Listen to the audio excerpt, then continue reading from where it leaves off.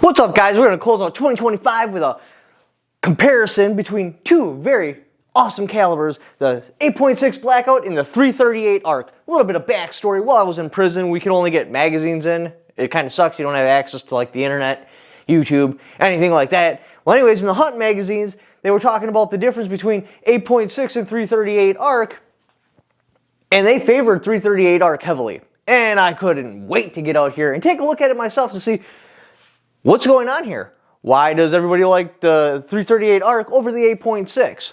But before we get into this video and get into the nuts and bolts of what's going on here, first thing I need you to remember, if there's anything else you're going to remember out of this video, is if you'd like to help support this channel directly, the best way to do that is shop at Only Tactical Fans at Shopify.com, where you can pick up some badass merchandise like these morale patches with a Velcro backing, PVC patch that you could use to stick directly onto your tactical vest, range gear, range bags, whatever you'd like. And Only Tactical Fans is extremely important because I'm currently demonetized on YouTube, likely never to be monetized again, so it's kind of how I'm going to have to make my money.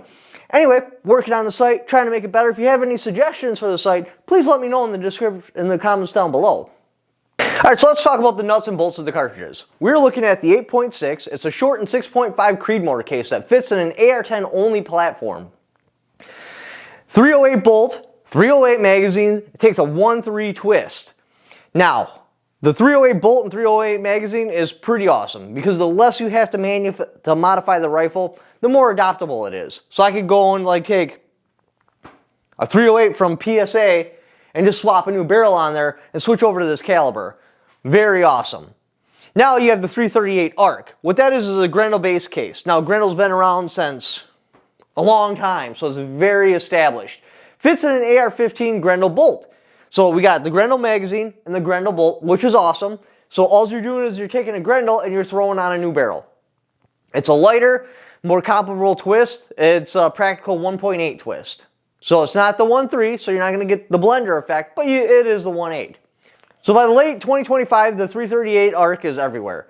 It has a whole bunch of rifle manufacturers too. We're talking about CMMG, Faxton, PSA, Arrow, Bear Creek. I mean, literally everybody's pretty much making one. And it just won the 2026 Golden Bullseye Award for the Ammunition Product of the Year. So that's pretty cool as well. Let's talk about ballistics. So let's be real, we're talking about an AR-10 rifle versus an AR-15 rifle. So what exactly are we getting for that compromise going to an AR-10 rifle? Well, the 338 ARC is a 307 grain subsonic coming out at 150 feet per second. Woo! Hot mama! At 750 foot-pounds of muzzle energy. Obviously, that seems low compared to high-speed cartridges because it's a subsonic cartridge. But the whole point of these cartridges are not to go full speed. They are to go subsonic for silencers. Now, in comparison, let's take a look at the 8.6 Blackout. We're looking at a heavier custom load between 340 and 350 grains. 800 to 850 foot-pounds of kinetic energy down on the target. That's 10 to 15% more thump than the smaller 338 ARC. However, the smaller case is better for powder capacity, no rattling, no random fluctuations in velocity, because a lot of times if your case doesn't totally fill up, you will get velocity fluctuations. However, the 8.6 ARC, I guess there is special powders you can put in there that solves this problem, but enough people are talking about the capacity size being incorrect for the 8.6 ARC. I'm assuming that whatever special powder goes in there isn't commonly used, or maybe it's super expensive or something like that, or maybe they just don't use it a lot. I don't know, because everybody brings that up when I was doing my research on this particular cartridge. Now, let's talk about the twist rate. So the 8.6 is at a 1-3 spin rate. That's spinning your bullet at 200,000 RPMs. They call it the blender effect. So when it goes in there, apparently it's spinning so much it creates a wider wound cavity. And apparently the 8.6 does such a good job at the whole blender effect, it's taking big game at close ranges. We're talking about buffalo, massive hogs, dropping them hard. So, is it that big of an advantage over a 338? The 338 factory subsonic load clearly takes deer and hogs at 200 yards. I'm not a buffalo hunter, so for me, I'm maxing out at a deer. That's what I'd like to hunt. Now, obviously, you know, I can't right now because of my whole legal circumstances, but I'm going to win my appeal soon, and then I'll be right back out there. So the question comes, does the whole blender effect really matter? Yes, the 8.6 has the edge when it comes to crushing bone, hitting at weird angles, and just getting in there and causing a little bit more damage. But at the end of the day, you absolutely cannot forget, a solid play shot is a solid play shot. Both crush vitals under 200 yards. A near miss will always stay a near miss wound. A kill shot will always be a kill shot. Because show me on the animal, well, we're going to pull a little hypothetical deer right here. Show me where exactly I can shoot this deer with a 338 arc and it's not going to die. And when I shoot it in the exact same spot with the 8.6, it is going to die. That's what we're talking about here. So does the 8.6 blender effect make enough difference to make a difference? And that's up for you to decide. Because at the end of the day, realistically, the 338 arc is going to cover 95% of the hunting you're ever going to do in North America. Inside of, you know, a certain range. As you push the range out, obviously things change, but why you'd be using a suppressor, subsonic round at longer ranges doesn't really make sense. I mean, I guess, you know, for hearing protection, but you could throw a silencer around like a 308 or a 5.56 and get hearing protection. When you're talking about a 338 arc or an 8.6 or a 300 blackout, you're looking for ultimate quiet. Like, for example, close range hog hunting, so you can take the hogs down and not scare away all the whole rest of the hogs or make the guy next to you go deaf from you shooting. So, it's really up to you to decide. But the 8.6 is a bigger case that pushes a heavier bullet faster. The 8.6's bigger case pushes bullets faster if you allow it with more powder and everything. So that's better trajectory and better energy past 300 yards when we're talking about, you know, supersonic loads. Now, in my opinion, you wouldn't go with a supersonic load in these particular rifles because it doesn't even make sense. You're making all these sacrifices to get supersonic or subsonic. Why would you not want a supersonic load? But we're going to compare supersonic loads. So the 338 arc has 175 grain bullet that's solid at 300 yards, but it will drop quicker. So for a dual purpose subsonic and supersonic, which I get there are some niche cases out there where somebody would want something like that, not for me, but there are some cases out there. If you want dual purpose, 8.6 definitely edges it. Alright, so now let's talk about the actual platform themselves. We have the 338, which is in a AR-15, which is mil-spec standard parts from every major manufacturer. If it says AR-15, it's almost guaranteed parts are interchangeable. Now, obviously, you are going to have to change the bolt carrier, the magazine, and the barrel. Those parts will not be interchangeable. But when you're talking about interchangeable part, like let's say I'm on a hunting trip, right? And I'm going to just make something up here. My lower receiver breaks in half.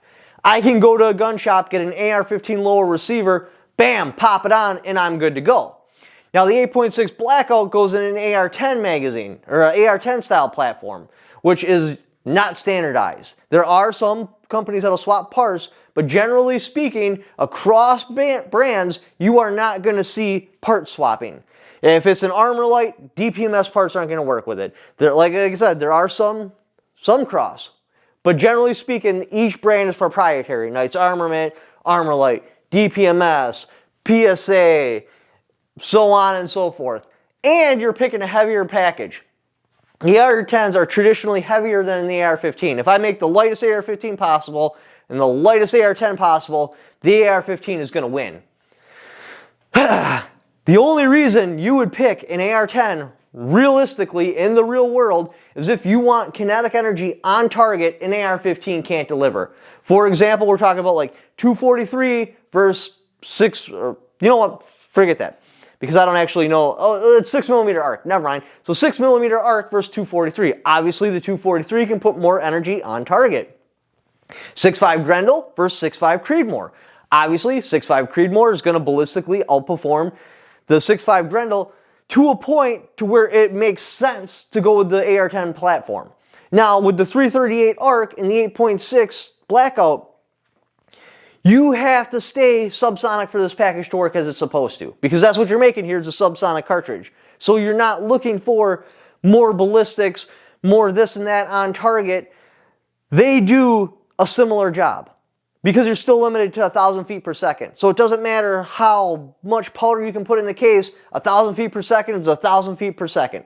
Now, obviously, the 8.6 does rock a heavier projectile, so it does get a slight edge in ballistics, but the point is that edge enough difference to make a difference? And if I'm going to go to a 308 where I'm picking up weight, cost, proprietary parts, all the crap that comes with the 308 package or the AR-10 package, I'm going to go with like 308 Winchester, 6.5 Creedmoor, 6mm Creedmoor, 22 Creedmoor, something I can achieve that I can't get anywhere near an AR-15 package. Because if I can get close, I'm going AR-15. Cheaper rifle, lighter, parts compatibility across platforms. But that's my take on it. So I would not go with a 338 and an AR-10 when I can go with a 338 and an AR-15 if I'm still limited to 1,000 feet per second. So, in my opinion, the AR-15 handles the 338 subsonic just fine. Now this one actually kind of caught me off guard. That's magazine capacity. When I started prepping for this video, I was actually going to say that the 338 ARC had a higher magazine capacity because traditionally you do. When you go with a 308 size cartridge, you're going to have less magazine. Well, turns out I was wrong. Because the 8.6 takes 308 standard magazines, you're looking at 25 and 20 round magazines. Reliably. Rock solid.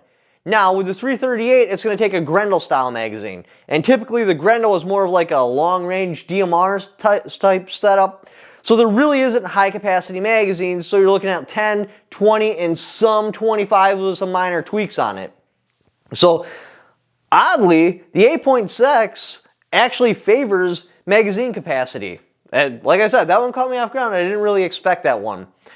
So now here's the big kicker. This is what makes or breaks a platform at the end of the day. And that's ammunition cost. That's the difference between a 338 Lapua Magnum and a 300 PRC. That's why the 300 PRC is widely more popular than the 338 Lapua Magnum because of ammunition costs. So what are we looking at with the 338 ARC and the 8.6? The 338 ARC factory ammunition, stuff you can just go and buy right off the shelf, you're looking between, now this is in 2025, obviously if you see this video later, this could change, $1.08 to $1.50 per round. That's basically $20, you know, a little bit more in some cases, 30 for some, but between $20 and $30 for a box of 20. That's amazing, and it's wildly available. It's showing up on shelves everywhere. Now the 8.6 Blackout, that's a boutique round. You're looking at $1.65 to $3.50 per round due to the faster twist rate and the special projectiles it needs to run, I guess. Now I haven't played with the cartridge, so I don't know a whole lot about that. But the point is, the cheapest 8.6 is still more expensive than the most expensive 338 ARC. And in my opinion, that's where we're going to see the difference. That's where we're going to see the 338 ARC pull away from the 8.6, and that's cost. If I'm looking at two rifles that do almost the exact same job, but that one does it cheaper, I'm going to go with the cheaper one. That's just how I am. I like volume shooting. I like to shoot my rifles. I don't like to have, again, we're going back to the 338 Lapua Magnum, a rifle where I can only shoot it maybe once a year because we're talking almost $100 for a box of 20. Yeah, that's just not me. I want something where I can shoot consistently all the time. Now, this isn't the first time we've seen this kind of story play out. So let's rewind back to 2010 when we saw a similar story play out between 300 Whisper and 300 Blackout. Nearly the identical cartridge. There were some differences, but nearly identical. The 300 Whispered was a proprietary wild cartridge from J.D. Jones at SSK. Great for subs, but no SAMI standard. Limited factory support. Now the difference between that is the 300 Blackout was standardized by AAC, SAMI approved, mass production by big manufacturers like Remington, Hornady. Today, 300 Blackout dominates the shelves everywhere. 300 Whisper, it's kind of a niche thing. You'll see some hand loaders, but it's rare to see factory loads. It's basically gone. Another great example is I'm familiar with the 6.8 SPC. I bought into the package. I owned one. I hunted with one for several years. I even ran 3-gun competition with one because when I seen that bald bastard advertise it, he's like, oh, this is the future of the military though. 6.8 SPC. I'm like, oh, that's amazing. And I want to get an AR-15. I went from an AR-10 down to an AR-15. Long story short, my AR-10 got stolen. And when I was shopping for a new rifle, I got sold on the 6.8 SPC. Because somehow there was some confusion in data, and I was under the impression that I could get AR-10 power out of an AR-15 package. Well, I was wrong. Yeah. Anyways, the gun ran great. It shot great. It was accurate. It delivered more kinetic energy on target than the 5.56. But commercially, it didn't explode for two main reasons. Reason number one, the military winded up not adopting it. And yeah, it was a logistics problem. It was just cheaper and easier to manufacture 5.56 than it was 6.8 SPC. So why would they give themselves a logistics disadvantage going with 6.8 SPC over 5.56? Not to mention, it had a smaller ammunition capacity. Your 6.8 SPC with similar sized magazines, you're going to be looking at about 25 rounds. With 5.56, you're looking at 30 rounds. So you get more ammunition, cheaper, easier to manufacture, and there's not really that big of a kinetic energy difference. That's the real reason. I could take two deer, cut them open, and one got shot with a 6.8 SPC and one got shot with a 5.56. I could not tell you which deer was which. There's not that big of a difference in kinetic energy, like real kinetic energy, being delivered on target. Yes, on paper there is. There is on paper. But actual looking at damage it puts on the target, you can't tell the difference. The terminal effects is too small. There's not enough difference to make a difference. So where is 6.8 SPC today? It's not dead. It's still being produced. It is. By major manufacturers like Federal, Hornady, and it's popular in medium game like deer and hogs for one specific reason. Because a lot of states, they were trying to eliminate AR-15s being used as a hunting rifle because they didn't want them to become mainstream.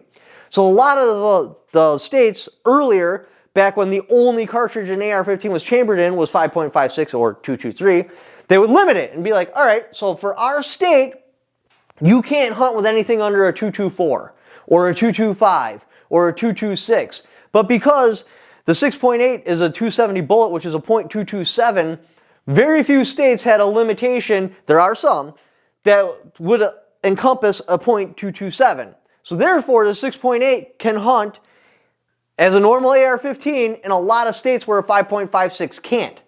Now, where it does get caught up is when you're talking about straight wall cases. They'll typically limit it to like 35 caliber or plus, and it's got to be a straight wall case. Obviously, that eliminates the 6.8 SPC, and you can't hunt in that particular state. But other than that, typically, the 6.8 SPC just slips right on by state hunting regulations. And it's cool to hunt with an AR-15. It is. It's a package that's light, it's flexible, it's not rust-proof, but it's very durable. It's a great package all around. It's got a Picatinny rail on it, easy for optics mounting. It's great for kids because you can adjust the size, so as they grow, you can just make it bigger. The safety's intuitive. It isn't the whole red, you're dead, and, oh, well, only on some packages red, you're okay. This one actually says safe and fire. It's just, AR-15 is just all around great. So that's what's keeping the 6.8 SPC alive. And that also circles back around to 300 Blackout. A lot of big manufacturers adopted 300 Blackout, making cheap ammunition, more rifles, long-term support. Whisper faded away. It did. The 300 Whisper is gone. You just don't see it anymore. 6.8 is still a niche without full military support, but it still lives. It doesn't have enough edge over the 5.56 to make the military pick it. Obviously, that just kind of limited it down the road. And I believe the same thing is going to happen with the 8.6 and the 338. They're two similar bullets. There's too small of a difference between them, and the advantage goes to the 338 because it's simply cheaper, and it's got Hornady support, which is a huge backing. Do I know that for sure? No. But both of them do the exact same job, not the exact same, but close, but they're players both in the same sphere, and one can deliver it cheaper, lighter, and on a more common package. 338 has exploded. Like I said, with Hornady backing it up, you're seeing the ammunition show up on the shelves, basically future-proofing it like what would happen with the 300 Blackout. Now, 8.6 does have a cult following. You're never going to convince these guys it's not awesome, but they usually like the AR-10 package, not the 8.6. Because they like the AR-10 package and the 8.6 goes in the AR-10 package, they're making the compromise to go to the 8.6. But generally across the market, what you're going to see is everybody migrating to 338 ARC. Now, the AR-10 could wind up going on to something bigger. Maybe like a 45 caliber or a 40 caliber, even possibly a 50 caliber. I don't know. I can't see the future. But I think that will probably be the future for the subsonic and the AR-10 platform. They have to do something you can't do in an AR-15 platform. Now, the 8.6 for the win in a raw, short barrel AR-10 if you're reloading and you're craving the whole blender effect. Otherwise, the 338 wins for comparable lethality, half the ammunition cost, better availability, lighter standardization AR-15s, a more versatile twist rate, and Hornady backing it. It practically is future-proof, and it dominates suppressor big bore like the 338 or the 300 Blackout over the 300 Whisper. Team 8.6 holdouts over the 338 ARC. Let's see what happens in 2026. I believe, in my opinion, that ultimately the 330 ARC is slowly just going to keep pulling ahead in the market until the 8.6 obviously fades off. Now again, they might wind up redesigning that and going with like a 45 caliber bullet or a 40 caliber bullet or possibly even a 50. I don't know. We'll have to see, but they're going to have to do something that absolutely can't happen in an AR-15. And because the 338 ARC can happen in an AR-15, so now we do have a subsonic 338 in the AR-15, it's probably going to make the 8.6 obviously go obsolete. But leave down in the comments below what you think. Now, if you'd like to help support the channel, but you don't feel like purchasing any merch from Only Tactical Fans, and I get that because, you know, it's merch. It's not for everyone. There is another way you can do it. You can go down in the description and click on the affiliate links, which even has links for this t-shirt right here. Just by clicking on those links, even if you don't buy what the link is for, like this t-shirt right here, just clicking on it and then doing the Amazon shopping you were already going to do anyway.